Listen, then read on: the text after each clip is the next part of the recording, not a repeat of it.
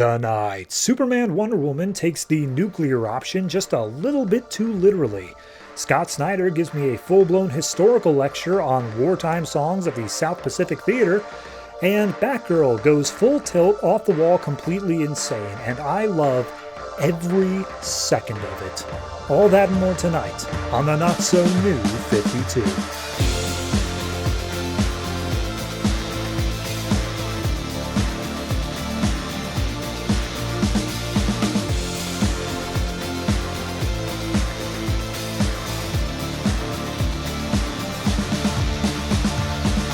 Hello everyone and welcome to episode 132 of the Not So New 52. I am your host and it is a very light week.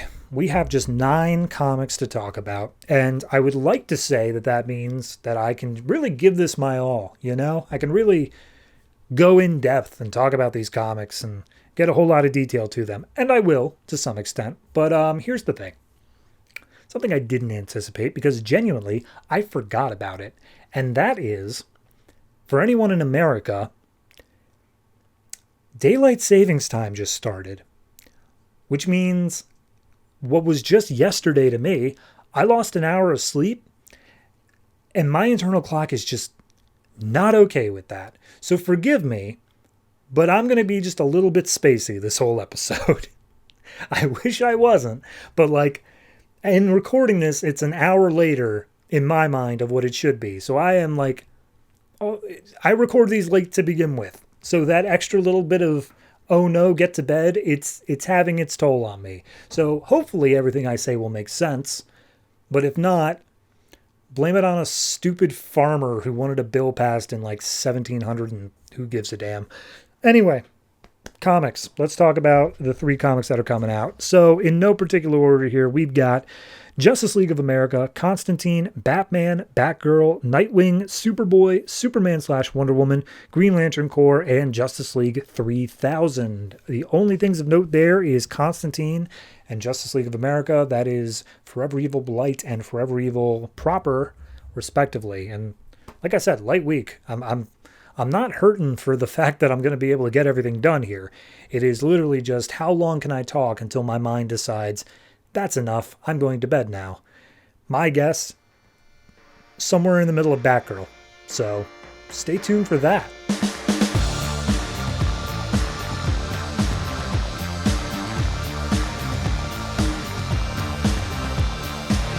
Justice League of America number 13, written by Matt Kindt, art by Tom Derenick and Eddy Barrows. So this is more Forever Evil.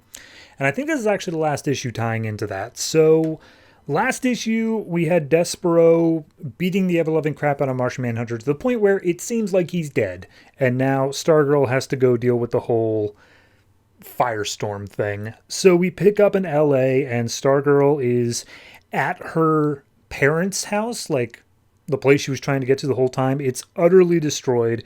And she's remembering how her brother would put stickers all over everything. And then as she's remembering this, she notices one and she's like, that's a bit too convenient. I'm thinking this is just Despero in my head, just making everything up, right as I'm thinking about it. And of course, Despero shows up. And Stargirl has taken the mindset that, okay, this guy, he drives off of being feared and he's all about that. So I just can't give him what he wants. So this entire fight, she's just wisecracking. She's like, Desperos, that sounds like a crappy cereal brand. And he's like, shut up. So as they're fighting, Stargirl uses some of the leftover powers that Martian Manhunter imbued in her to get his backstory. And apparently he was from some planet where they had a goal. Their bar mitzvah, pretty much, becoming a man, is that you had to go to a different planet and use your psychic abilities or whatever to build a religious monument. And so he convinced this race of people to do it, and he was even helping them out. He was inspiring them. But then one day he looked at them and he saw that they feared him, and that just cracked something in his brain to where he essentially just destroyed and ruled over these people. So yeah, at this point, Despero is choking out Stargirl, and she just starts laughing. He's just like, why are you laughing? Don't laugh at me. I can destroy you. Why are you laughing? And it distracts them just enough that she's able to blast off and fly away. And she uses like some ability to, like her star staff, whatever it's called, to blast him with some energy. And she also uses her Martian Manhunter ability to essentially take him out. She manages to knock him out briefly, long enough that she can go deal with the Firestorm thing. So she flies over to the ship where Firestorm is, and we see there's a countdown going on that's literally at like 4 seconds left. So he's about to go nuclear, and she's like, okay, I'm not sure what to do here. And this all seems like really convenient that I got here in the last 5 seconds, but we'll see what's up. And she uses her Manhunter abilities to go into Firestorm's mind, and inside is Ronnie and Jason, and they're just arguing with each other over what they should do, whether they should stay put or whether they should try to break out. And as they're arguing, they're like about to kill each other, and that's when Stargirl comes in just like, hey, stop it. Don't you guys understand? Like, you guys are the prison, and if you guys keep arguing, this whole place is going to blow up. So yeah, this is all Despero's fault. And they're like, what? Despero, how do you know that? We've been stuck in this prison. She's like, I got out. I saw what was going on outside. You got to stop. And Jason just conjures up a gun and is about to shoot Ronnie. And Stargirl's like, don't you get it? You guys fighting are causing the countdown. You got to stop. If we want to do this, we just have to call out to them. Let them know what's going on. And so she uses the combined abilities of Firestorm and her own Manhunter powers and everything else to call down to every Justice Leaguer that's trapped in the prison and tells them, everyone, come on out. And we see every one of the Justice League members busting out of Firestorm, including Batman, which shouldn't be a thing. And they all are landing around in LA, and Superman's like, Stargirl, what are we doing here? And he's like, oh my God, Superman, you know my name. That's incredible. Yeah, no, Despero, he's the one who's making the prison. We got to take him out. So they all head out to Despero, and we see all 3 leagues are fighting against Despero. And she's like, something's not right about this. Despero's still like smiling. I don't know what's going on here. So she sees something up in the sky, just like a little light. She flies up to it and she's like, oh no, it's a manhole. So we get one last little flashback to her past after her brother died, and she apologizes. She's like, I'm so sorry, it's all my fault, he's dead. I'm the one who led that maniac here who killed him. And they're like, look, no, he was going to do something bad regardless. It just sucks that it was your brother. But like, regardless, you deserve to be Stargirl. You are a good, kind-hearted person, and we need more of that in the world. So don't give up. Keep being Stargirl. And we see Stargirl waking up back in the exact same prison she was in the beginning. Martian Manhunter's just standing there, just like, hey, good, you're awake. And we get the full explanation that all of this, all of the like flying to LA and saving people and going down to the prison and getting out and all that stuff, it was all just Despero making it up. That was her prison. The idea that she was able to escape it all, that was her prison. So yeah, it's all a dream is basically how that wraps up. And Martian Manhunter says like, yeah, no, totally. But because that would be really sucky if we ended on that, 2 things. 1, all of the lessons you learned, all of that stuff about like being your better self and whatnot, that still happened. The character development still definitely happened. But also, because I died in this dream prison thing, I was brought back because of your like memory. You had some of my powers in you, whatever. Point being is I'm back. And during a brief little second there, I managed to reach outside the prison for reals and get in contact with Steve Trevor, who has a plan over in Forever Evil Argus. And he's on his way, and they think that they can stop Firestorm from exploding, but it's not going to work, and they need Wonder Woman to actually use the lasso. And so it's like, okay, well, we know she's in the prison, so let's go down there and get her out. So yeah, that's that.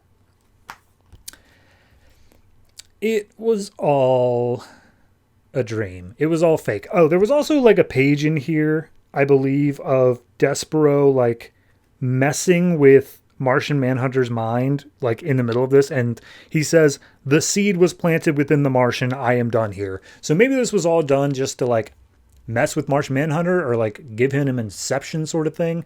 I don't know. Look,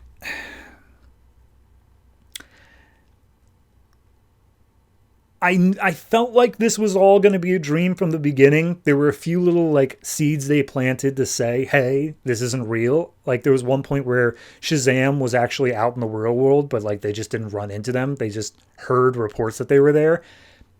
I appreciate the fact that they were at least leaving those seeds instead of it just being a 100% like, ho, it was all a dream. You didn't see that coming, did you?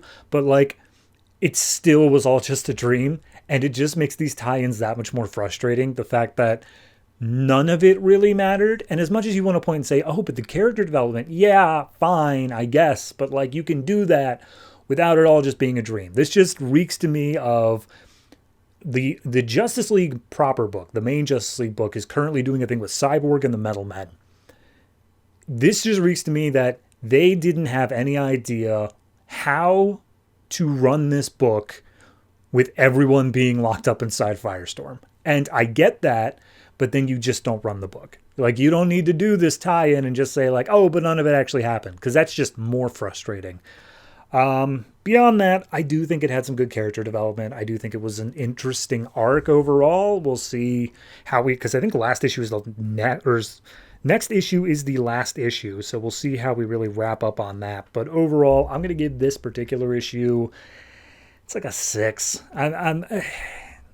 If this is the finale of the arc, I'm disappointed because it just feels like we were wasting time until the event was done, and now we're gonna be like, oh, but like we just got to go down and get Wonder Woman and we're all cool. Like, then just do that, you know?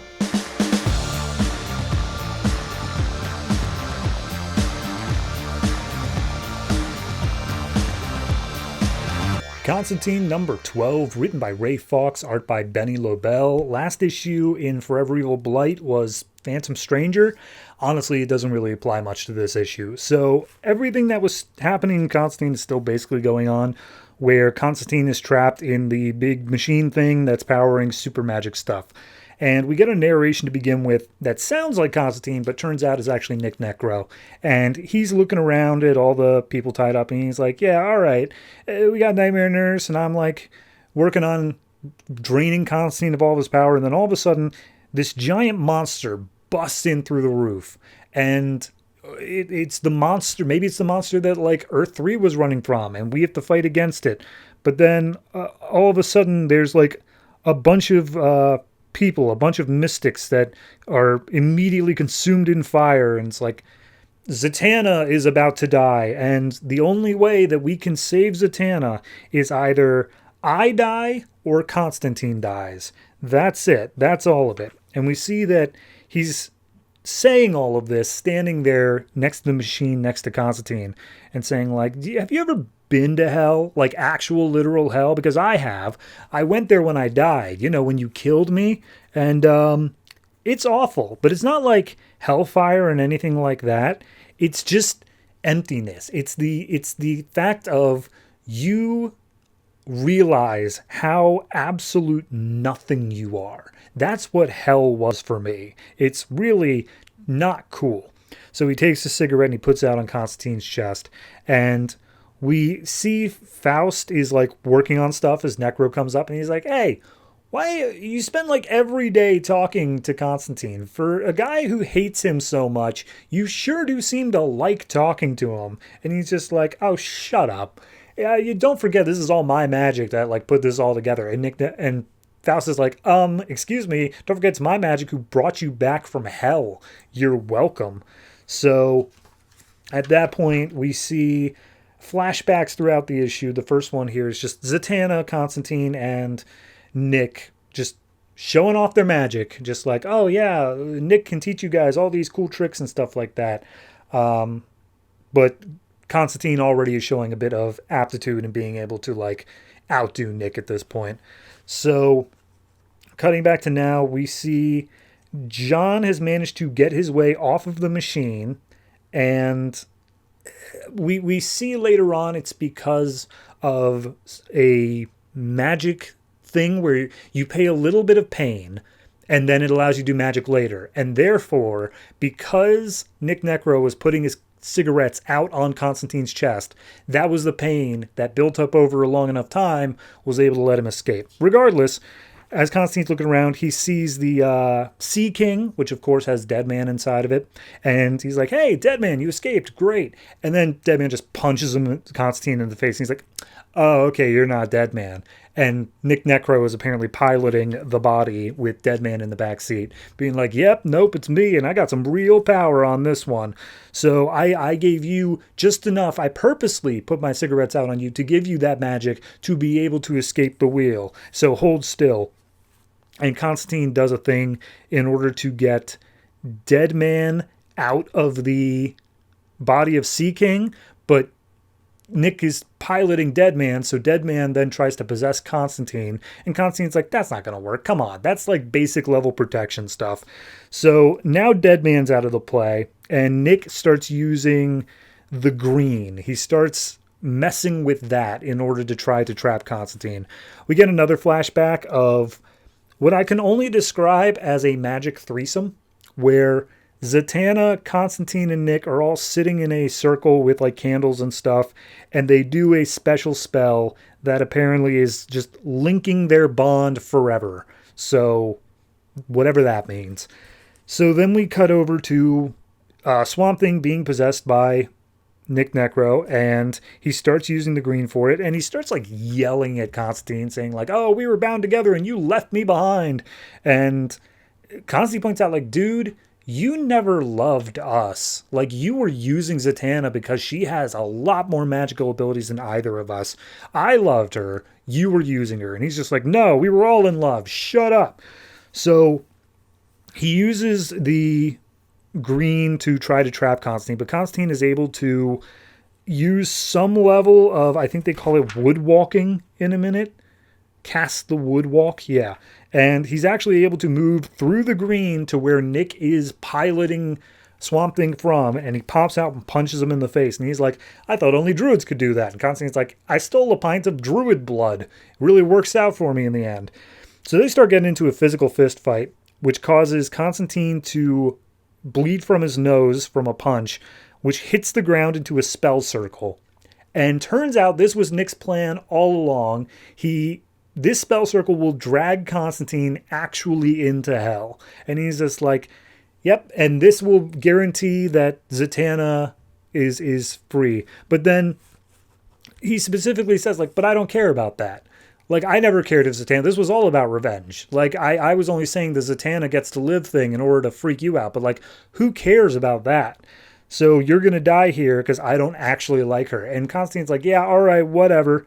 So he starts getting dragged into hell, and as he is about to go down, Constantine pulls out the like weird magic knife trick he used in the first flashback, and he throws it into Nick's chest, seemingly killing him again.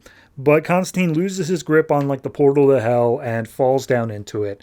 At which point we see Swamp Thing, I guess, has gone feral or something, and he's about to bring the entirety of the place down.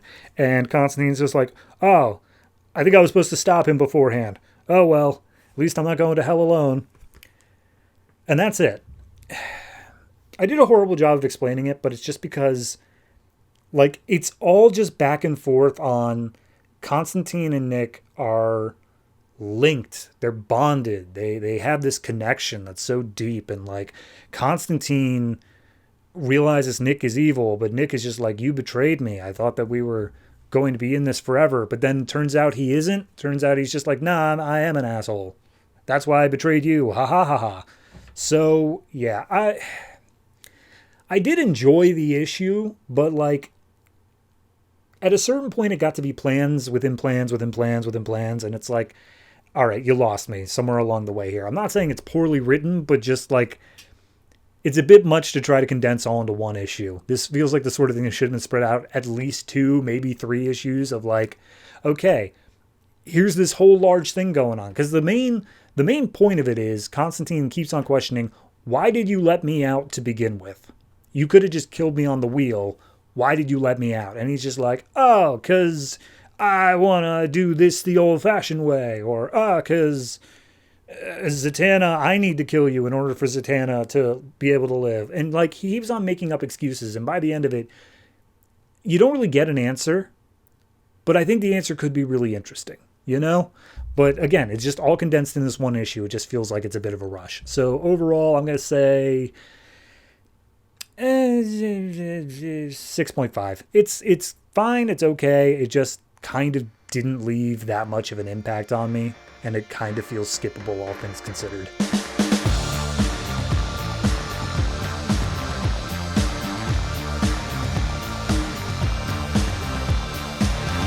Batman number 29, written by Scott Snyder, art by Greg Capullo. This is the finale to 0 Year Part 2, aka Dark City. We still got Part 3. Anyway, last issue left off with Batman realizing that Riddler was the one who was behind Dr. Death stuff, and Riddler's like, hey, you figured it out, die, and then just buried him in the catacombs of Gotham. So this issue picks up. If you remember, there was a story about Bruce playing hooky to go see Zorro, and the cops picked him up and brought him in. And so we see him sitting in the police precinct. His parents are on either side of him, and his dad's like, so what'd you think of the movie, huh? Pretty good, huh? And Bruce is like, I don't know, I thought it was kind of dumb. And he's like, how dare you? You are out of my will. You're no longer away, and goodbye. How dare you? And he's just playing it for jokes. And Bruce is basically saying, like, hey, look, I just want to apologize. I know I snuck off and I scared you. And they're just like, look, we know that you've had some, like, trouble since you fell down into the cave full of bats. And, yeah, that was a traumatic experience. But, like, we're here for you. You don't have to sneak off into the city. In fact, you know what? Martha, let's do a family night tonight. Let's all go to the theater and watch Zorro. Nothing bad can happen at a trip to the theater. So we see Batman busting out of the catacombs. He's super pissed off. And up topside, Jim Gordon is loading up people from the Narrows to get away from the superstorm. Like, there's going to be flooding. They're just trying to make sure everyone's safe. And then Batman calls him up and he's like, you know who this is. Look, if you look on a map at all the tunnels and stuff that Riddler's been messing with, if it makes a question mark and the little point at the bottom, that's where Wayne Tower is. You got to get there and you got to stop Riddler. And he's like, what? Why me? What are you doing? He's like, I'm busy. So we see up in the sky, the GCPD Zeppelins, blimps, whatever you want to call them, are all just like looking over the city. The storm's throwing them around like crazy, and they're waiting for the power to come back onto the city. When they look through the storm clouds and they see this giant thing moving towards them, and they're like, what is that? And they see that it is a, like, 4 times the size of their blimp, bat blimp. And everyone's like, oh god, it's him. So turns out Batman kept one of the blimps for himself, didn't give it to the GCPD, but this storm is literally throwing him around. Alfred's over the phone, just like, dude, you're going to die up there. He's like, save your prayers for Jim Gordon. He's the one who's really important here. So we cut over to Jim, and he is making his way to Wayne Tower, and he's calling up Corrigan, who is the one who is about to turn back on the power on the underground. And he's like, Corrigan, you can't turn it on. It's part of the Riddler's plan. Batman said so. And Corrigan's like, Jim, I hate you so much. I talked the police chief into sending you back to Chicago. Today's your last day. Screw you. And he hangs up on him. And Jim Gordon's like, Jesus, guy's such a prick. So we see Batman up in the air, and Alfred's like, you good? And he's like, totally. And then one of his engines explodes, and he's like, all right, not so much anymore. Look, I see Riddler's weather balloon thing is right over there. And he explains the whole plan as well, is that the tech that was stolen, essentially, it's a thing that's going to allow him to not only knock out all the power to the city, but also, like, control it as well. And it's, like, super... It's not something that the cops are going to be able to come back from. It's all going to be under his control. So he sees the balloon. He's got a jammer. He's ready to jump on it, but the balloon is just too far away and his blimp is going down. So he tells Alfred, I'm going to jump for it and hope the grappling hook has the range. And Alfred's like, you can't do it, sir. He's like, watch me. And so we get a lightning strike, we get the Dark Knight Returns pose, and then he fires off the grappling hook, manages to connect, and he pulls his way up. And as he gets to the top, Dr. Death is there, and he's like, hey, glad you can make it. So we cut over to the office of Philip Kane, where Riddler's just chilling. He's got a little string around his finger, and Gordon's like, freeze, you're under arrest. Don't do anything. Also, what's with that string around your finger? And he's like, oh, have you ever heard the story of, there was this guy who said that he could lift an entire warship just from the power of like levers and pulleys? He said he could do it with just a single string. I think that's crazy, but I could do it to this boulder. And Gordon looks up and there's a giant boulder just like over top his head, and Riddler lets it fall and it crashes into the floor and brings Gordon down with it. And Riddler's like, all right, time for tying up loose ends. So we get a fight between Batman and Dr. Death, and I'm not going to lie, it takes like 12 pages because this is a double-length comic. I forgot to mention that. This is a double-length comic. So Batman and Dr. Death argue, and Batman's like, what about the city? Gee, and Riddler's just using you. And Dr. Death's like, no, he's not. After Wayne Industries fired me, he's the one who told me how important my work was, and that's when I started working on myself and whatnot. And now I'm going to send all of this into the city, and all of them will be able to heal themselves the way I have, and blah, blah, blah. So they're fighting. Batman loses the jammer. It goes over the side of the ship, and he gets super pissed off about this because he's like, ah, man, I'm out of options. So he starts not holding back against Dr. Death, and he's breaking the guy's bones. And because of his powers, the bones just immediately start growing even longer and harder than before. So he's able to maneuver Dr. Death's body to have his bones grow around the railing on this like weather balloon observation deck thing. And it keeps him held in place, and he's like, cool, I'm gonna go deal with the computer. So at this point, Dr. Death says, he just starts monologuing, and he just starts saying like, hey, here's some stuff that Scott Snyder found interesting. There's a song called Tokyo Moon. It's sung to like a soldier, and it's to remind them that, you know, hey, the moon, two lovers would always be looking up at the same moon, and it's like them looking over each other. However, Dr. Death had a son, and this son was a soldier, and he died, and they had this Tokyo Moon thing, but like he died alone, and therefore Dr. Death feels like everyone's on their own. Nobody's having anyone look over at them. It's like in the sky, there's this big round light, and it's just empty. And people need to know that they're on their own, and they have to take care of themselves. And that's why I'm doing this serum. But then he also reveals that the soldier, his son, was sent out to find Bruce Wayne during his missing years. And it's because of him that all of this happened. So at this point, Dr. Death manages to break his own bones off of the railing. He makes his way over to Batman, stabs him through the chest a few times. Not like deadly, but like enough to catch him off guard. And at that point, Batman's like, look, I already tampered with the computer, so boom. The whole thing explodes and shrapnel goes into Dr. Death. And because of his regeneration and the fact that shrapnel is stuck in him, it just keeps regenerating. It just burns up through his body until finally his bones manage to curl back in and basically penetrate his own skull. So Dr. Death is dead.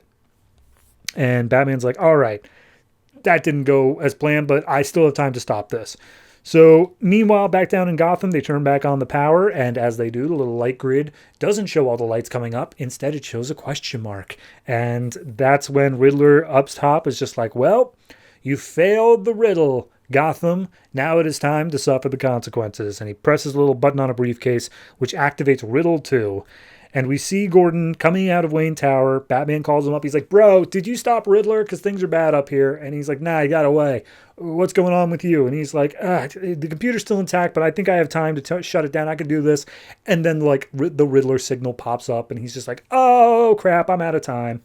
And we see again across Gotham, all of the retaining walls stopping this like floodwater from the bays and whatnot, they all explode, and Gotham is flooded. And we see tons of people swept up in the floodwater. We see, I'm not sure if it's the Wayne, like the Bat blimp or the one that the commissioner is in.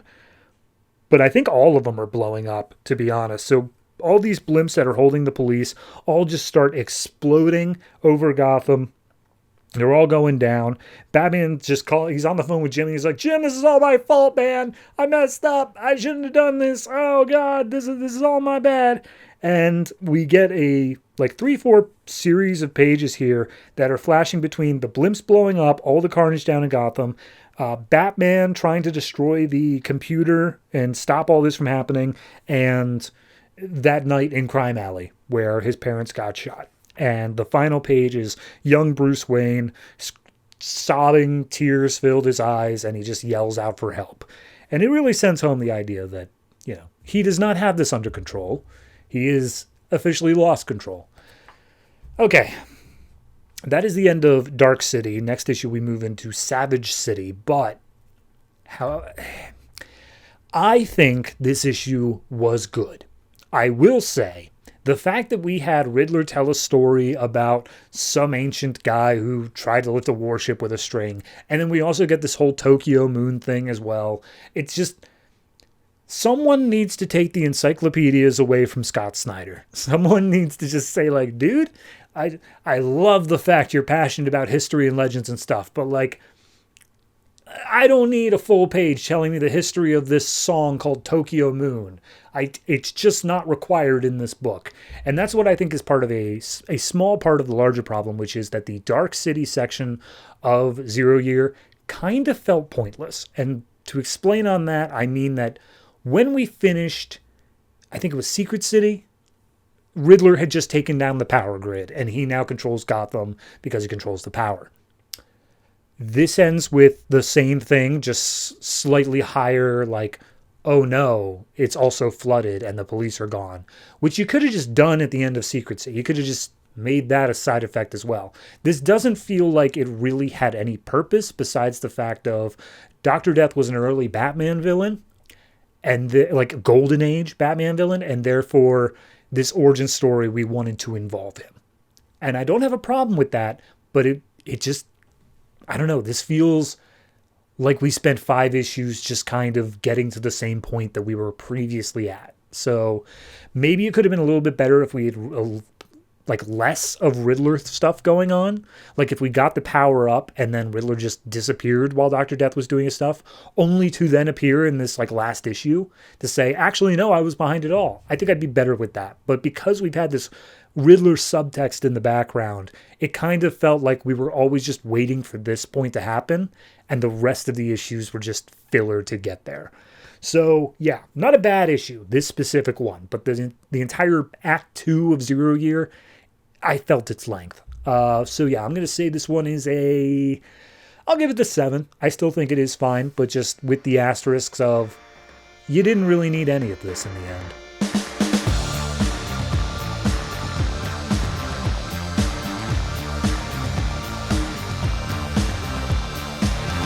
Batgirl number 29, written by Gail Simone, art by Fernando Pasarin. So last issue, we were introduced to Silver, who kidnapped a young girl because he believes she's a vampire, and also that the entire Bat family are vampires as well. And so Batgirl and Strix are currently being held up by police because they were about to have a full-out brawl in the middle of the street. So Silver's got his hands over his head. Police are just like, oh, these policemen, they do not understand that they are already corrupted by the vampire that controls Gotham. They are innocents, though. I do not wish for them to have to die. And we see him looking over at Babs and Strix, and they are just horrific-looking vampires, but then we see them in reality, and Babs is just sitting there like, this is bad. This is really bad. I am the daughter of the police commissioner. I'm not wearing my costume. If they get a good look at my face, I'm screwed. And then there's Strix over here. She straight up is just a murderer. That's going to be hard to deal with there. We could deal with the cops, but they're normal cops. This is not going to be pretty. And they're saying, cops are counting down from 3, saying, get on the ground, do whatever, and they're not complying. So it's at that point as they're about to say 3, Silver chimes up. He's like, wait, hold on, everybody. There's no need.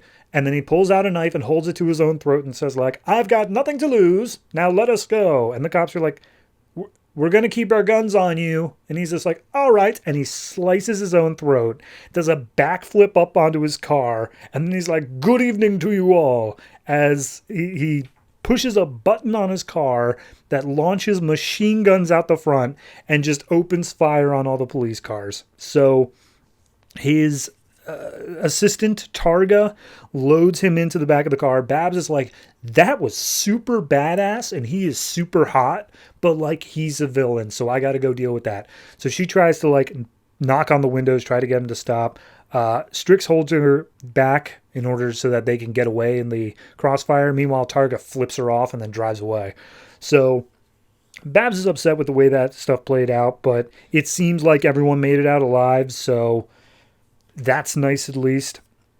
So Babs calls up Nightfall, what's her name, Charisse, I believe, and it's just like, hey, yeah, we talked to the mom of that little girl. We don't have any leads, but then like this crazy thing happened, and she's like, well, that sucks. Anyway, yeah, go find a little girl.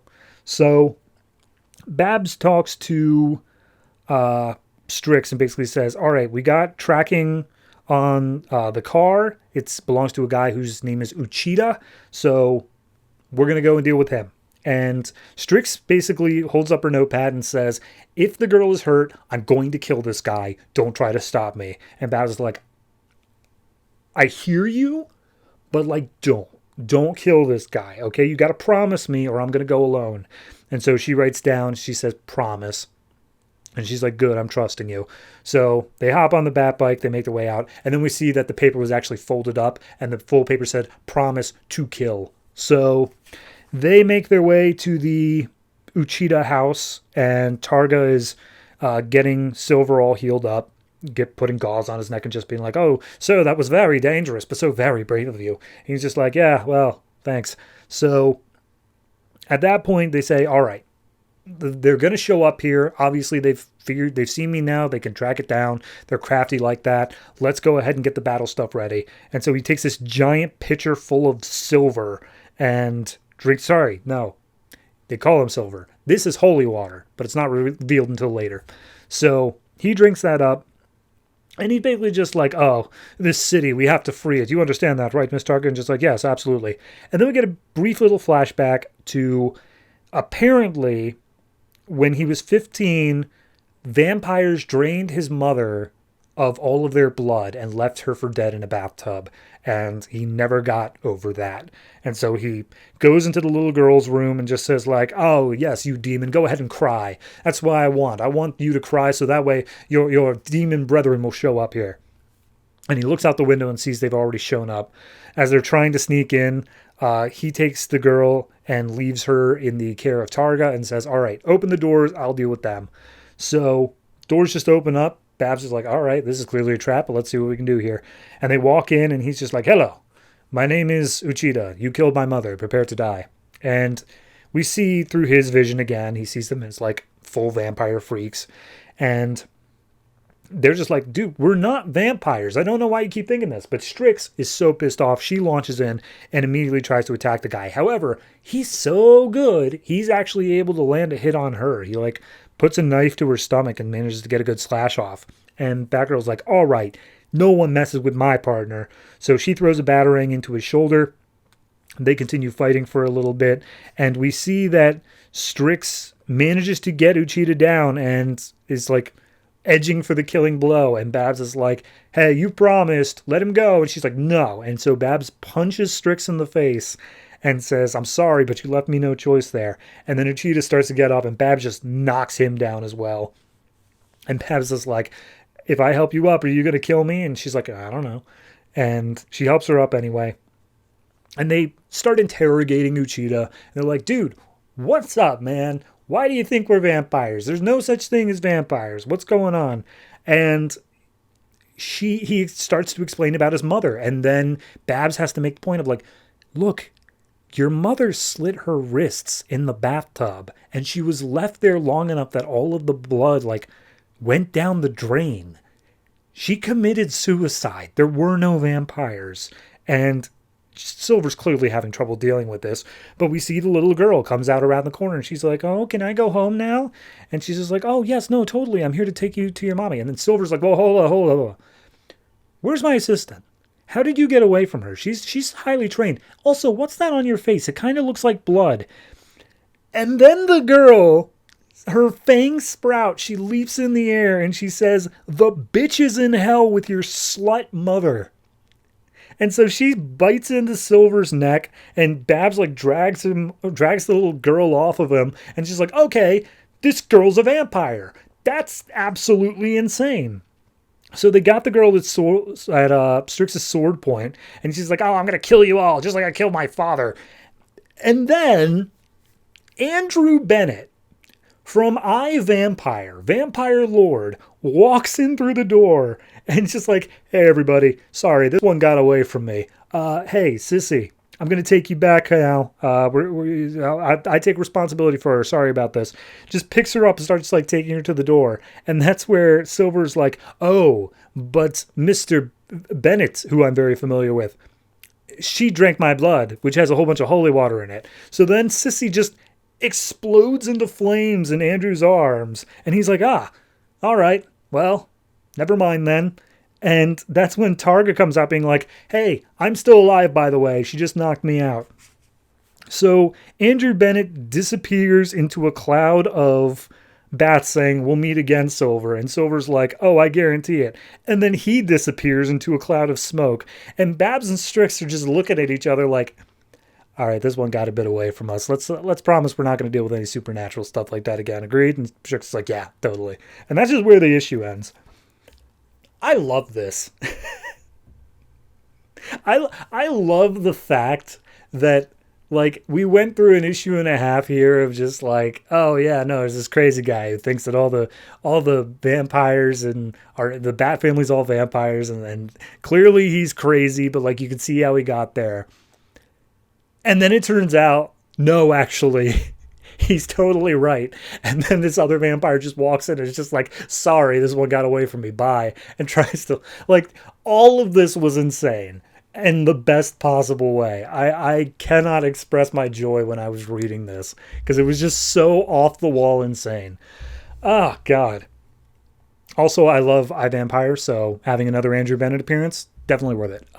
Yeah, so no, this issue was fantastic. I gotta give this one, I'm gonna give it an 8.5. It's real close to the 9, but like, you know what? Screw it. No, it's a 9. I love it. I love this issue. It was funny from beginning to end. Like the fact that this guy just like slit his own neck and then did a backflip onto a car with machine guns.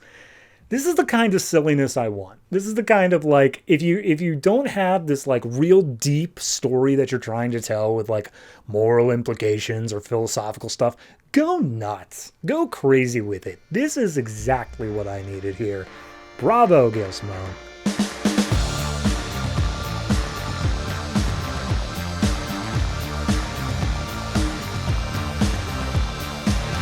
Nightwing number 29, written by Kyle Higgins, art by Russell Dauterman. So last issue we had a young girl named Jen. Her parents were killed, and then she knew that Dick was Nightwing, so she took Dick's excrement sticks and went off to hunt the killer, who turns out is Victor Zsasz. So we go back to the night that the Flying Graysons were killed, and we see people are trying to like comfort Dick in the aftermath of it, and he's just sobbing, and all the narration is just like, look, I get it, you know, everything changed, you think it's over, and like people try to comfort you, but like you only want revenge. I get it. You want to hurt the person that hurts you.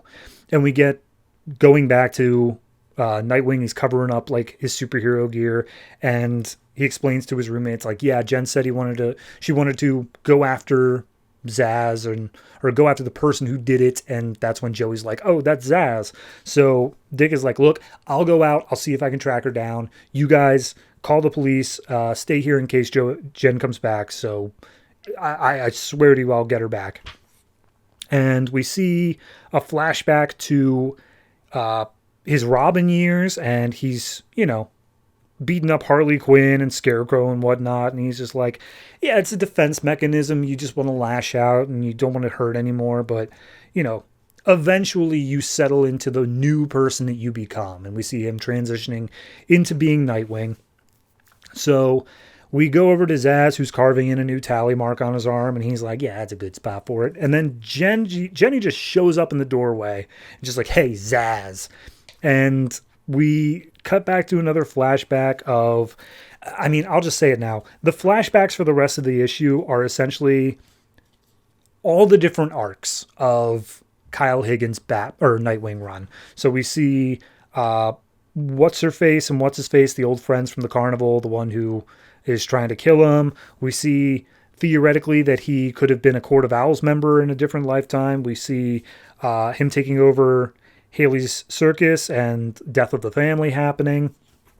And actually that might be it for flashbacks. But all the stuff inside is saying like, you look back, you start to think about like who you've become after a tragedy like that. And you think about who you could have been, but you always swear that you're going to do better. You're always going to be a better person than you previously were. So back to the Zsasz thing. She charges him. He just slaps her across the face and says like, I've got plenty of room for another tally, so let's go ahead. And Jenny's clearly not in the better place here, but as he's about to go after her, Nightwing busts in through the window and just does like a double handstand, gets punched in the face by Zsasz enough to be on the ropes for like a second until he's eventually able to get up, kicks him in the face, and he's out. And we see that all the narration here of him saying like, be a better person, all that stuff. He's talking to Jenny after the fact on a rooftop and basically saying like, look, I'm not going to say things are, going to get better. It's going to be hard. It's going to be really hard sometimes. There's going to be times where like you think of something funny and you want to call your mom, but like she's not there anymore. And that's going to happen. But you'll also occasionally think of something that reminds you of your parents and it'll eventually bring you with like some sort of peace and happiness or whatnot. And he reaches into his pocket and pulls out a bracelet. And he says, I gave this to my mom the night she died. I want you to hold on to it for me. And it's just a reminder that no matter what, things will get better and I will always be here for you. If you ever need anything, you can always call me. And she basically says, okay, she's tearing up. And she says like, okay, I'm going to go downstairs. I'm going to talk to Joey and stuff before I have to go to my aunt's house because that's who's taking me in now. And as she walks away, she tells Dick, like, your mom and dad would be proud of you. And he says, like, yeah, I'd like to think they would. So Dick's just like, yeah, you got to focus on the positive. You got to try to move forward. He pulls out his phone and he sends a message to Sonia and basically says, hey, I'm going to be in Gotham. Would you like to meet up for dinner sometime? And she smiles down at the phone. And he's just like, yeah, well, I've life hasn't always been easy, but it's not about cities or symbols. It's simpler than that. It's always been about catching people when they fall. And that's it. That is Kyle Higgins' run on Nightwing. Next issue is going to be Tim Seeley and Tom King as a prelude to Grayson. So just going to get the transition point there. But yeah, no, I think this was a nice little capper. It gave a little closure to the run. It went through a flashback of like, here's all of our greatest hits and whatnot. And it also did a good job of setting up, okay, here's like a proto person, and Dick manages to not only, I wouldn't say heal her, but like get her off the revenge plot without her having to become a vigilante, manages to convince her there is another path that you can take. You don't have to follow in my footsteps. So yeah, no, I enjoyed it. I think it was a solid issue. I'd say it's probably just I want to say 7. And the only reason I'm not saying 7.5 is that it kind of felt empty. Like, don't get me wrong, there was a lot of internal monologue going on there, but there's also like several pages where there's maybe like 2 or 3 speech bubbles and internal monologue box. I don't dislike the fact that it's quiet, but it definitely feels like not a lot was in this issue. Like even just the pacing wise, it was very fast-paced. So yeah, I'm going to say 7 for this, but solid ending to a solid run. Definitely enjoyed Nightwing pretty much the whole way through.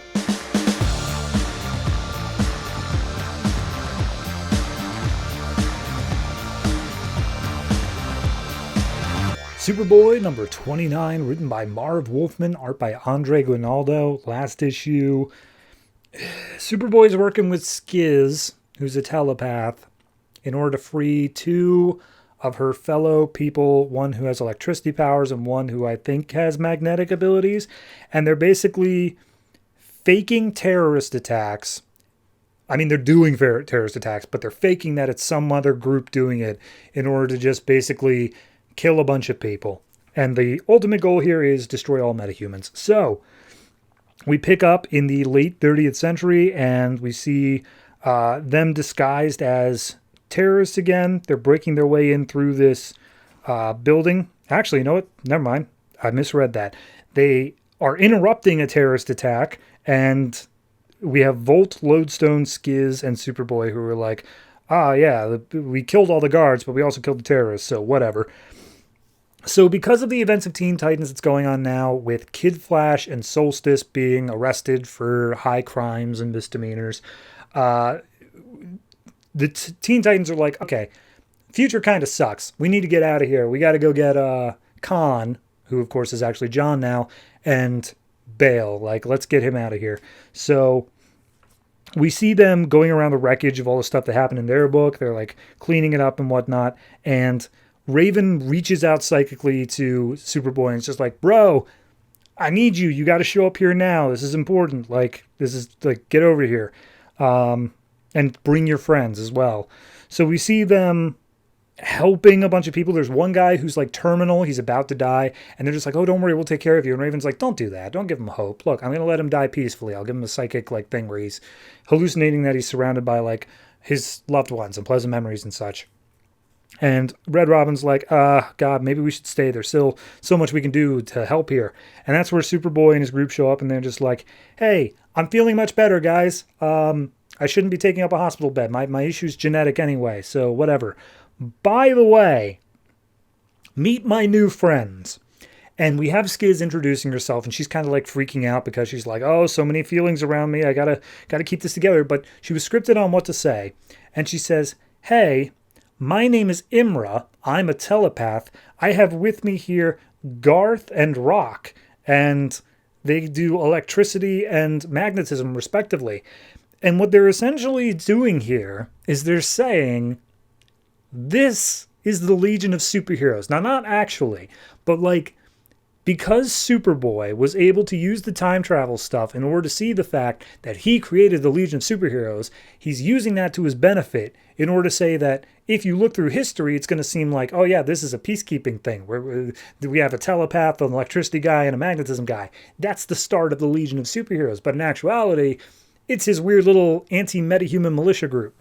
So Skiz is about to lose it. Raven steps in and just be like, hey, calm down. You're clearly freaking out about nothing. Like, you're good, right? And she's like, yeah, totally. So Red Robin's just like, well, are you sure you can handle this here? And they start walking away. They're not leaving yet, but they're just leaving for now. And he's just like, cool, awesome. But you're going to have to control yourself, Skiz, because once Raven leaves, like, she's not going to be able to influence you anymore. So we see them now flying off, able to do whatever they want with Red Robin's permission. And they say, like, okay, so flying over this city, I feel so much pain and anger. How do people live like that? And it's just like, oh, well, what's the alternative? Killing each other? That's our job. And he's like, you mean just the metahumans, right? Because we're heroes. And he's like, yeah, right, totally. So Superboy explains that he has a time travel thing, and that's why he had them use fake names, blah, blah, blah. But regardless, he's like, okay, here's the thing. You guys put on these uniforms. We will get inside. We're going to dress up as terrorists and whatnot. We're just going to keep going with the plan. But he feels from the past, 2014, that Harvest is pulling him back through time. And he's like, crap.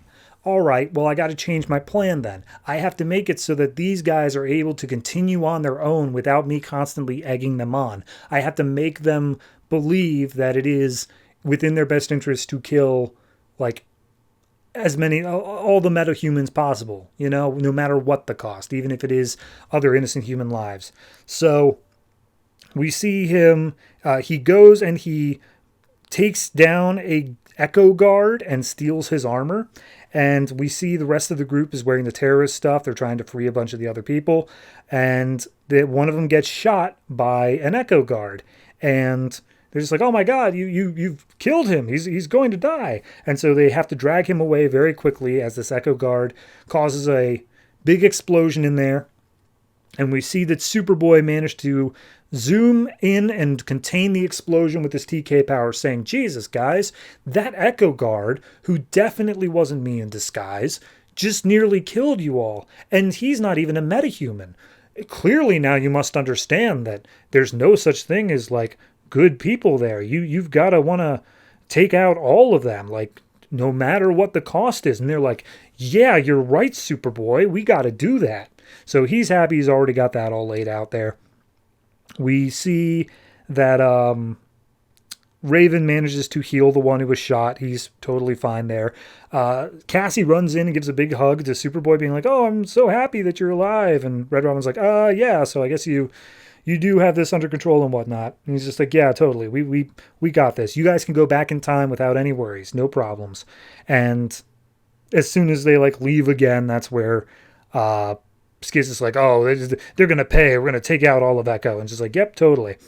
But then Superboy explains, like, okay, glad you guys are in for it. Here's the thing, though. I'm about to get pulled back in time. I literally can't wait any longer. So any changes I make in the past are going to affect your future. But for some reason we're not going to explain, you'll be cognizant of the changes. You'll see the world change around you. So, yeah. So at that point, they all say, yep, we're going to be a team. We're going to kill everybody. And then Superboy gets dragged into the past.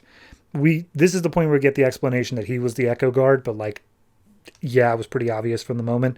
And we see that Superboy's plan here is he's essentially going to go back and kill Harvest. Like, he also is done with Harvest for some reason. And as he comes back, he's in modern day, he lands in Times Square, and he says, and it all begins now. I hope what I said made any sense at all, because I gotta admit to you, like, I had to read this pretty much 2 times, just in order to figure out, like, what in the hell is happening here. Because I don't understand what Superboy, or I should say John's plan here is. Like, he wants to destroy all metahumans. That's just his thing. And that's a thing that a bunch of people here share because of whatever happened in their history. So be it. I can accept that. What I don't get is why now they're saying, oh, but, like, at any cost necessary, but also I'm going to kill Harvest. Like, I don't understand where we're going here. And maybe we'll get an explanation. Maybe I just missed something.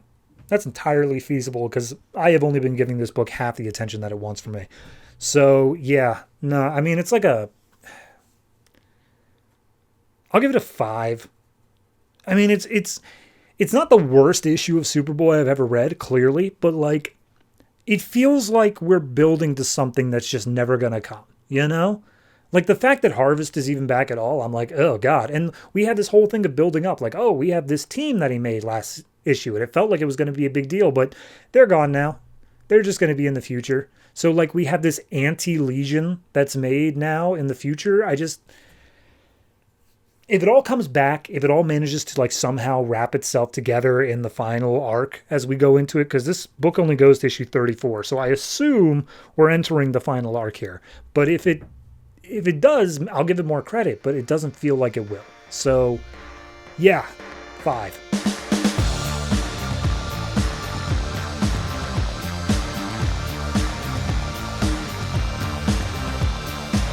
Superman Wonder Woman number 6, written by Charles Soule, art by Tony S. Daniel. So last time, Superman and Wonder Woman tried to fight Zod and Faora, and it wasn't working out, and they had to retreat. So this issue picks up in the South Pacific. We're next to, like, a nuclear reactor, and Zod and Faora are building a portal, and it's very clearly a portal into the Phantom Zone. I don't think they say that up front, but it's like, yep, this is all the material we need, and the nuclear reactor will give plenty of energy needed for our lens, so let's do it. This world will kneel to Zod. And we see in Italy, flying over Mount Etna, Superman and Wonder Woman are just flying along, and Superman's like, hey, look, I'm fine. I'm healing. I'm no big problem. But, like, we should talk. And Wonder Woman's like, okay, well, we're not children. We can talk like adults. What's up? And Superman's basically saying, like, look, here's the thing. The entire time that we were fighting them, I felt like I had to protect you because these are my people. They're as strong as me. And, like, I didn't want you getting hurt. And as such, like, I wasn't fighting at my full potential. So is it actually that our relationship is making us, like, worse at protecting people? And Wonder Woman's basically like, if I thought that, we wouldn't be together. Like, you got to understand that right now. So you don't need to protect me. Trust me on that. I am definitely able to do that, but, like, we can find comfort in each other outside of all this. That's what that's for. But, like, we're able to deal with ourselves during the fight. So yeah, let's go. So they head over to Hephaestus, his forge, and they're like, hey man, did you make that armor for Doomsday? And he's like, totally. It's like, great. We need to use it against some completely different thing now. And he's just like, okay. And he's like, what do you mean? And the Hephaestus is just like, look, from what you described to these guys, they're smart. Smarter than Doomsday and definitely smarter than Superman here. So if you are going to be this stupid, like, you need to, like, have something better than just armor. And Superman's like, what do you mean this stupid? He's like, dude, you made an enemy out of Apollo. That's bad. Gods hold grudges, man. Don't be doing that. And he's like, yeah, he's God as a son. It's not going to be a problem for me. He's like, whatever. So Wonder Woman says, like, look, all right, here's the thing. He's going to be fine. But we would like to have, like, a surprise advantage on them. Do you have anything for that? He's like, oh, yeah, absolutely. So we see Zod and Faora making the gate. And it's just like, all right, it's time. Let's open it up. And then all of a sudden, they're just hit hard with some giant-ass laser beams, and Zod's knocked out of the sky, and just like, what? There was nothing there. What? And we look up, and it turns out that Hephaestus had made an invisible chariot in order to hide around from Olympus. So if it's good enough for gods, it's good enough for Kryptonians, and they were able to hide out in this. So now they're wearing full armor, and Faora's like, oh, you show up and you're wearing new jewelry and you think that's going to be enough to stop us? And be like, oh, this ain't jewelry. And I was trained by War himself. So Faora's fighting against Wonder Woman. And Faora taunts her, being like, oh, yeah, is your boyfriend going to try to save you over and over again? And she's just like, nah, I don't need Superman to beat you. And he knows that now. So now Superman's focusing all of his energy on Zod. And Superman's basically like, hey, I'm not letting you open that portal. Doomsday's not getting through again. And Zod's like, Doomsday? Screw Doomsday, man. Why would I want Doomsday? I can't control Doomsday. You're an idiot.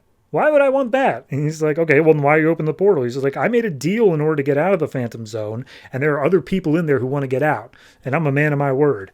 So fight continues between them, and it is just full on. We get a 12-panel grid here of just everyone getting pissed and throwing punches and blood flying.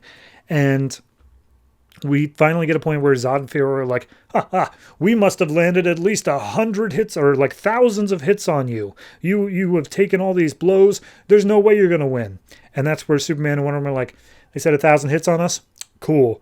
And so they hold hands and explode out. And it turns out that this armor, its big benefit is that it can absorb kinetic energy and then send it all back at a point of their choosing. So with all of these Superman-level punches into this armor, they send it back out and send Zod and Faora just straight down into the ocean. And then they just kind of start chatting with each other. They're just like, yeah, I'm going to go down. I'll scoop him up. I'll put him back in the cages. I figured out how to change the code on him so he's not going to be able to break out anymore. And she's just like, yeah, those are shipping containers. God, that's so silly. And we see Apollo and Strife are looking down from Olympus, just watching them. And Strife is like, dude, you just going to let them do that? You're just going to let them leave? And Apollo's like, nah, screw that. Superman sucks. So Apollo reaches down and sends a huge sunburst straight down into the ocean, supercharging Zod and Faora. And Wonder Woman's like, son of a bitch. Apollo, you bastard. So Zod and Faora come up and just like, okay, we're going to kill y'all now. So Superman says, all right, look, let's call in the League. And Wonder Woman's like, no time. We got to end this here and now. We're going to stop them. Let's do it. So the fighting continues on. And it just cuts to later. Superman and Wonder Woman are defeated. They are down on the ground of this small little island they're at with the nuclear reactor. And they say, like, okay, here's what we're going to do. We're going to take them and drop them down into the radiation's core. And it'll kill them eventually. Eventually it's just going to poison them no matter what. So they drop them down in there. They turn on the Phantom Zone projector. And they allow the multiple things to start coming out, including War World, which is in there. So we see Superman and Wonder Woman are down in the reactor. They're all bloodied and beaten. And it's just be like, all right, well, I've got one more idea. You want to hear it? And she's like, is it calling the League? And Superman's like, nope, your sword. You said earlier that it could split an atom. Is that true? And she's like, yeah, but I can't see atoms. And he's like, I can. Let's give it a shot. So they take the sword, they hold it together, and they say, like, look, this could, like, kill us. You understand that, right? And she's like, yeah, well, we got to do this.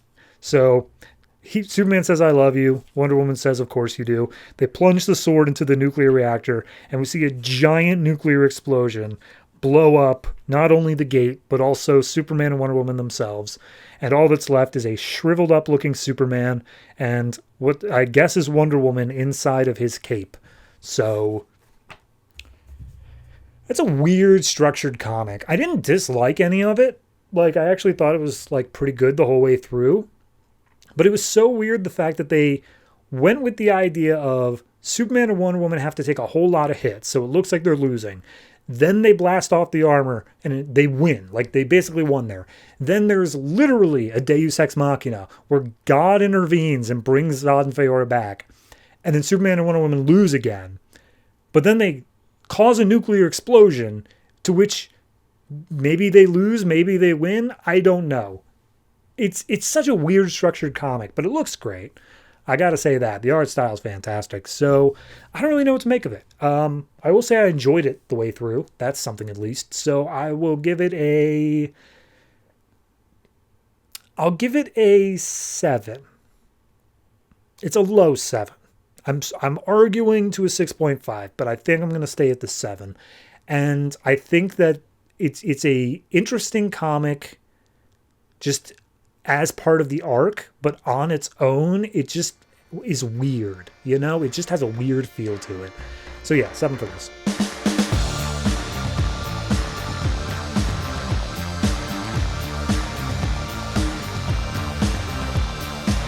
Green Lantern Corps number 29, written by Van Jensen, art by Bernard Chang. So last issue, we had the group with John Stewart and a group of Durlans all showing up to try to convince Von Dagel, a Durlan Green Lantern member, hey, join our side, super important. So we pick up here and the Durlans are basically saying like, hey, hand him over, he's one of ours, and the others we can just kill. And immediately the Green Lantern group's like, excuse me, he's a Green Lantern, we're not letting him go so much. So Von Dagel is out of energy. He's unable to change his shape at all, so he's a little bit useless here. And the rest of the Durlans start transforming, to which Bullfunga's just like, screw this, man, I'm jumping in. So he immediately starts fighting everyone. We've got Bradesmen in there as well. They're fighting as well. And John turns to Von Dagel and says, like, look, the universe is, like, doing a fight here. Everyone's coming for you. I'm going to tell you have to pick a side. You can't just stay out of this. And he's just like, I just want to be left alone. And he's like, fine, fair enough. However, I'm going to fight them off. I'm going to do whatever I can to help you stay alive here. It's up to you what you do with that. And so he basically lets Von Dagel be alone so that John can come in and try to help Bullfunga and the rest of the group there. And as we do so, we see the Durlans transform into Bullfunga, trying to confuse John Stewart. And during the fight, Von Dagel is just like, all right, I'm out, I'm bail. And he tries making his way down an alley, but he's blindsided by a couple of Durlans. And the Durlans are like, hey, Von Dagel, great, you're here. Let's go. You can join back in again. And he's just like, okay, but like, what if I don't want to? He's just like, oh, well, we'll kill you. And he's just like, not a fan of that. So, what was his name? War Dog, I think? Something like that. Hunger Dog, that was it. He comes in, he blasts the Durlans, manages to save Von Dagel again. And John comes up, he's just like, so, did you hear their sales pitch? And he's like, okay, fine. I will join back in the Green Lantern Corps on one condition here. I had a partner before all of this happened before. Guardians sent her on a mission, never saw her again. I want her found. And John Stewart's like, all right, Hunger Dog will find her. Guaranteed. Yeah, glad to have you back in. But how do I know I can trust you? And just like, you don't know that. And then he slashes John Stewart's face with a Durlan claw. And then we take a break. So we cut over to Iolande, who is Sorenick's partner and is taking, what's the guy's name? Lorag, a villain, to go to this seedy part of the galaxy and get some information. So they go to a shadow market where it's all the illicit stuff, and the Green Lanterns are like, oh my God, I can't believe there's so much crime happening here. Why didn't the Green Lanterns crack down? It's like, it's only because the Green Lanterns have been everywhere else that places like this are forced to exist, out of line of sight of you. So Lorag pulls some strings, gets his way into a back room. Apparently he owes a guy a lot of money, but he's still coming in here being like, yeah, no, I'll totally get your money. But first I need you to tell me, a Green Lantern was abducted. She is from, not Korgar. Is it Korgar? It is Korgar. She's a Korgarian. And I have someone who would like to buy her if you know who's selling. So let me know what's up with that. And the guy's like, nobody knows what's up with that. So no, clearly whoever you want to buy her from is not selling. So yeah, you're pretty useless to me at this point. So he's about to get thrown out. Iolande steps up being like, now hold on, let's just talk about this. Guy pulls out a gun and immediately Hual, who's the other lantern that's with them, just steps up and like cuts the guy's arm off with his ring. And he's just like, you just threatened the Green Lantern Corps, MFer. Swear to God, man, I'm going to kill you. That's what's going to happen here. And Iolande's like, dude, let's go. And she managed to convince him to leave. And then this guy who lost his arm is just like, all right, well, we're definitely going to be joining the Kindt against the Green Lantern Corps. You guys suck. So over on Mogo, we see a bunch of the rookies are being trained in like a danger room scenario sort of thing. And the one training is, I always blank on her name, Aricia. And she's just like, yeah, no, totally, all this is going on. And one of the Green Lanterns who swore not to wear his ring anymore comes up being like, hey, why are you training them on rings? We should be training them to fight without that. And she's like, okay, look, I know you don't want to use a ring, but like it's still just standard protocol that we use the rings. So like, yeah. And he's just like, well, you should train them in body as well. Like they're only going to be stronger if they are actually able to fight. And this is where Druk stands up and he's just like, oh yeah, bro, I bet I could take you down even without my ring. I'm the strongest there is. And we see them wrestling in the back, and Druk just gets his ass handed to him as Aricia gets on the phone with Kilowog.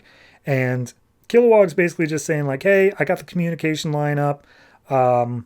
We don't know what's up. The Kindt and the Durlans have been, like, super quiet about that. And Aricia raises the point of, like, hey, when are you going to tell John Stewart that his home sector is now run by Red Lanterns? And he's just like, I'm kind of hoping Hal will do that. So we cut back over to John Stewart's fight, and we see the Durlans are still going up against the Green Lantern. Von Dagel's like, see, I punched one of them in the face. I'm totally on your guys' side. By the way, I've got a huge stash of radiation. It's right outside the city. Let's go to it right now so I can transform. Leave these guys to the Bradesmen. And so all the Durlans take off, taking Von Dagel with them. The Bradesmen are about to attack John Stewart, and he's like, all right, bye. And he just uses the Green Lantern ring to fly up out of their reach. And they fly over top the wall of this city and start running after them on the sand outside. And John points out, like, you guys don't understand. The wall of that city wasn't to keep people in. It was to keep something out.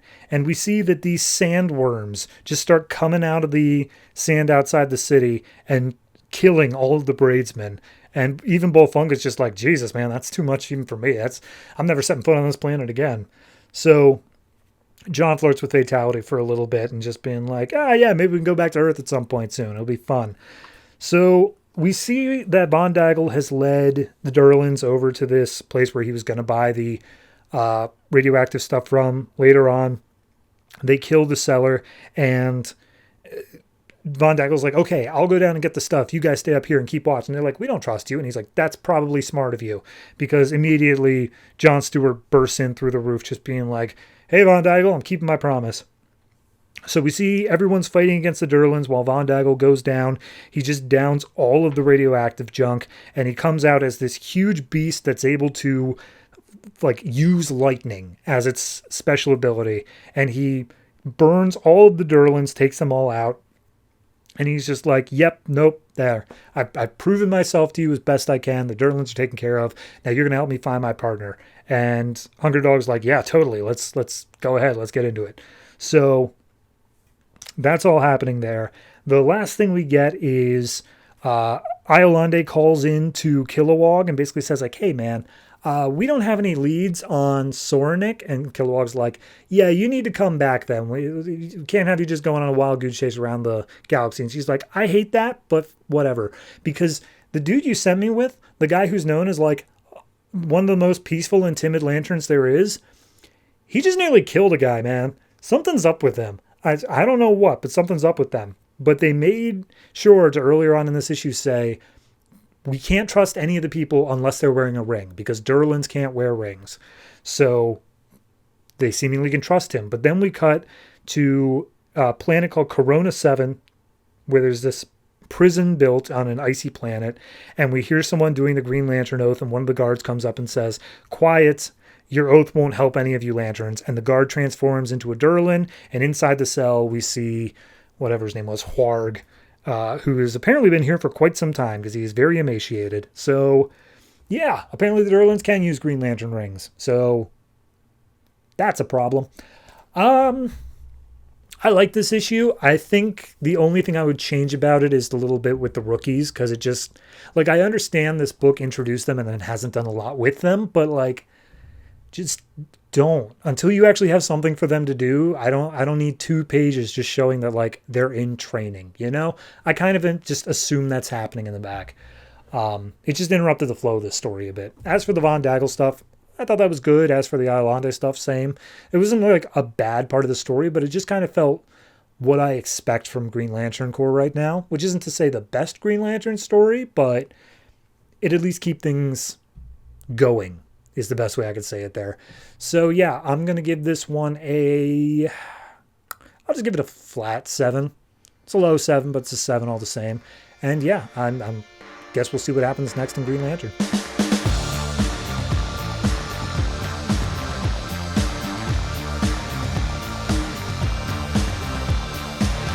Justice League 3000 number 4, written by Keith Giffen and J.M. DeMatteis, art by Howard Porter. So last issue we got reintroduced, we've seen around a little bit, to Ariel Masters, who apparently is the person who created the Justice League 3000 idea. And she's just been informed that they were actually created. So she's like, crap, I got to go to them. So we open up here with her teleporting onto the planet of Takron Galtos, formerly known as Earth. And she's like, all right, I'm burning through my options here. The 5 are definitely going to find me if I like keep playing reckless here. But like, I can't believe they actually went through with my plan. So she hops on the comm and is talking to Aban, the guy who found them in the first place. And she's just like, all right, tell me where you're at. I gotta figure out what's up here. And we see them walking through the sewers of Earth. And basically they're all questioning, like, what do you mean long lost children? What do you mean mother? What are all these words that are very clear in their meaning supposed to mean?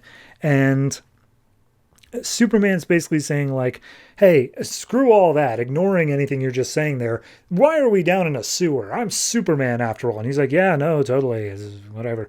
So he explains that, you know, they have to stay down here because they're hiding from the 5.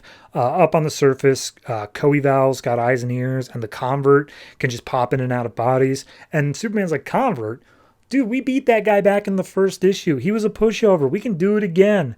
And it basically says like, yeah, no, totally. But then Batman brings up Locus, the like reality warper, and just like, yeah, Superman, because clearly that one went so well. We lost a member of our team and the other one got kidnapped and eaten. So Superman's basically just like, psh, I'm Superman. I can deal with it. I'm going to rip her head off and shove it right up her. And then the guy's just like, aren't you Superman? I thought there was a code against killing. And he's just like, I don't know. I don't read the history books. Just like, oh, Ariel's going to hate you. So we cut over to the Wonder Twins. And I'm just, look, every single time we cut over to the Wonder Twins, it's basically just Terry, the girl Wonder Twin, saying, oh God, this is all going to hell. I can't believe that we messed this up so bad. And Terry, the male Wonder Twin, saying, we can fix this. It's not all bad. The Justice League is going to save the day. And this is 2 full pages of literally just that. So we see that Ariel has finally made her way over to what is left of the Justice League. And she's just like, oh my God, they finally went through with it. I can't believe I tried to make them listen. But hey, at least there's only 3 of you. And then Superman chimes in like, actually there was 5. We lost 2 of them already. And she's just like, oh God, 5 people, all because of me. And Wonder Woman and Batman are like, what are you even talking about? We have no context for what's going on here. And I mean, Batman basically chimes up being like, hey, look, we get it. We're clones. Like, what's so bad about that? And Ariel says, no, you're not. You're not clones. That's not how this process works. So we get a brief not a flashback. We get Terry, the female Wonder Twin, watching a video of Ariel explaining the process of it. And then also Ariel explaining herself. But the long and short of it is, they're not clones. They're normal people, regular, everyday people who are brought in as volunteers, quote unquote, and their genetics and memories and everything are overwritten with Justice League memories and DNA. So they essentially stop being their own person and start being this new one. So it's essentially murder is what they're doing. And Ariel says like, I realized that we should never go that far as scientists, and that's why I left and I killed the whole project, but apparently the Wonder Twins saved it from deletion, so that sucks. And Superman's like, what? We didn't murder anybody. What's all this crap? And no, it's just, we were brought back to life. We're clones. And then Ariel lists off the names of all of them and says, those are the people who you were beforehand. That was who you were. And the whole Justice League is just like, oh my God, this is heavy. This is a bit too much. What a science wrought. And Ariel's like, yeah, no, totally. But like, again, I shut it down. I didn't want this to happen because like, this is awful. And I didn't want this happening. And this is the point where Aban chimes in. He's just like, Ariel, I knew that you were brilliant, but like, this is demented. This is sick. I love it. And she's like, what? And it turns out Aban is actually a host for the Convert, that guy who Justice League beat up in the first issue. He's actually a body of that. And Ariel's like, oh, Aban, what did you made a deal with the Convert? And he's like, yep, totally. Definitely worth it. Also, all of my guys made deals with them as well. And it was all willingly because, screw you guys. So Justice League now has to fight up against the Convert here. And Justice League now says like, okay, and what if we don't? What are you going to do? And we hear a voice from outside saying, if you don't, you'll not only face Convert's hordes, but the full fury of Kali, which I think is another one of the 5 who we see here. So that's going on. And then we just cut over to Locust's place. And if you remember, Locust is trying to convince Green Lantern to be her boyfriend. She's wearing his power cloak and saying like, oh yeah, this is great. I love being dressed in your clothes or whatever. But he's just refusing to respond. She eventually gets so pissed off. She's like, here, take your stupid cloak. I'll be back and you better be ready for our date when I am. So she walks out, and that's the point where Green Lantern's like, awesome. I can do this now. And he uses his cloak. He's still super small, but he's able to control the cloak. And he's just like, great, fantastic. I'm going to get out of here. And then I will get help. And we can come back and we can kill this psycho bitch. And so he starts flying off. But of course, immediately, Locust is like, and where do you think you're going? I gave you my heart and soul. And you're just running out on me? You're betraying me? And he's just like, I'm not your boyfriend. I don't know why you think I would like any of this. So he starts making up constructs, trying to like stop her. He pulls a full 3 Stooges and makes a construct of like 2 fingers to poke her eyes and literally goes doink. and then runs away going yuck, yuck, yuck. So at that point, Locust then just reappears in front of him and be like, you don't get it, do you? I can literally control reality. I am a god. You making these tiny little green constructs is not going to do anything to stop me. So, yeah, this is... I am completely in control here. And now that they're up in space, she rips away his power cloak and says like, all right, let's see how long you survive in space without protection. Huh? And so he starts choking out. Meanwhile, down on Earth, they made a new Flash. They took a new body and they made a new Barry Allen. And they say, yep, we uploaded with all of your memories right up to the last second. We also got your hair color right. So that's cool. And the guy sits up and he's like, oh, I remember this girl. There was this girl in the league. She tore me apart and like all this stuff happened. And just like, yep, all that happened. Here's the thing. We're going to send you in. You're going to go help them, but you're not going to go in alone. We made another league member. And we see the door open up and the other Terry walks in with Firestorm. And he's just like, glad for you two to meet, unless you already met. The history books are a little unclear on that. And Firestorm's like, let's go, jackass. We're supposed to go 5 minutes ago. So... yeah, Firestorm's a thing now. It's fine. It's a fine book. It's an okay book. Here's the thing. I really like the books that can do whatever they want.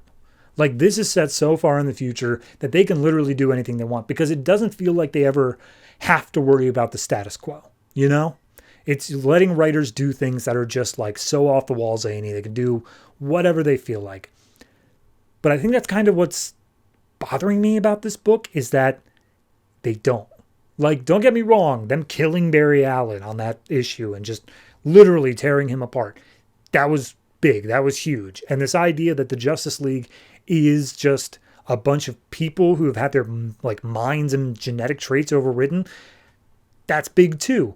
But like, the problem that I'm running into here is that they're going so big so fast that it doesn't feel like there's any real consequences, you know? Like we just made a new Flash here. So what's the problem? Like they could just do that with all of them theoretically. Like we also have a Firestorm now. Like I don't feel the consequence for if they fail, you know? And I think that's what I'm kind of missing here is the fact of it doesn't feel like if they lose, there's any problem at all that can't be solved by them just making another one. So if we can get to the point where they're going to say like, oh no, we can't clone you guys anymore. You're it. So be it. I'd be fine with that. But like we haven't yet. So it's just kind of left with this and at the end of every page. So yeah, I'll go with a 6.5. I think there's enough in here that it is still a good read, but it is not as good as it could be. So I'm hoping that's going to improve because this series is a decently long-lasting one.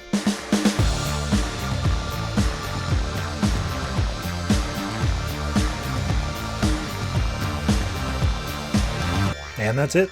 That's all the comics that came out from DC Comics this March 12th, 2014. And next week, DC has once again decided to be a little bit nicer than usual. Only has 12 comics coming out, but there's some big stuff in that. So let me go ahead and go through the list of that real quick. We have, in no particular order, Batman and Robin, Batwoman, Birds of Prey, Harley Quinn, Red Hood and the Outlaws, Supergirl, Superman Unchained, Green Lantern New Guardians, Wonder Woman, Suicide Squad, Animal Man, and Pandora.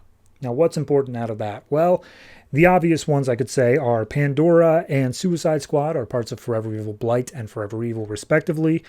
Superman Unchained has only one issue coming out like every 3 months because deadlines for Jim Lee just don't exist. But the big one, the biggest one, I would argue, is it is Animal Man's final issue.